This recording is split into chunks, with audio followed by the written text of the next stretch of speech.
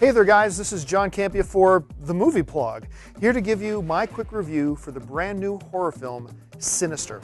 Sinister stars Ethan Hawke as a true crime writer who was once wildly successful and believes he can recapture his former glory with a new book based on the grisly murder of 4 members of a family and a 5th member, a little girl, who has gone missing. For reasons only making sense to stupid people in horror films, Hawke decides it's a good idea to research the case by moving himself and his family into the murdered family's house. And wouldn't you know it, eerie, creepy stuff starts to happen. Let's start with the good things about Sinister. First and foremost is the performance of Ethan Hawke. I've never seen Ethan Hawke in a straight-up horror film before. Not only does he completely sell me on his character, but he sells me on his fear and his slow descent into madness that never feels forced or acted. It really is one of the highlights of the movie.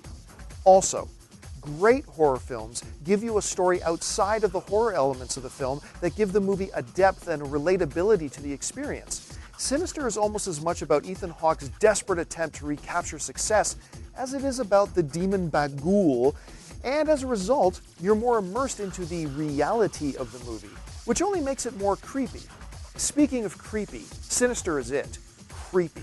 Director Scott Derrickson, who also directed The Exorcism of Emily Rose, does a really fine job of building the tension and stress, especially in the first 2 acts of the film.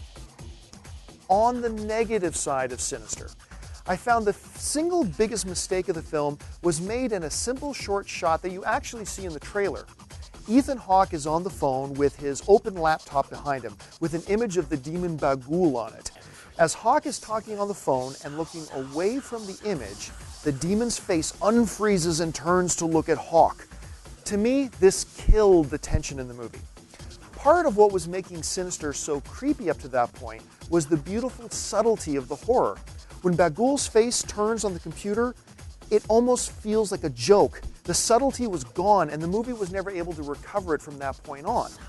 Also, the ending of the film is quite disappointing in that they reveal the end before the end even happens.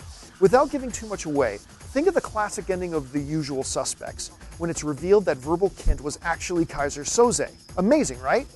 Well, now imagine that 3 minutes earlier in the film, someone else already reveals that. How lame would the ending be? Sound confusing? Well, you'll see what I mean when you see the film for yourself. Overall, Sinister is a fairly creepy, extremely well-acted horror film with a solid idea that unfortunately doesn't really live up to its own potential due to the fact that it moves away from the subtle into the pure shock, which really drained a lot of the life out of the film for me. Still, for me, the positives seem to outweigh the negatives, and I would recommend giving it a shot. On a scale of 1 to 10, I give Sinister a 6. For The Movie Blog, I'm John Campea.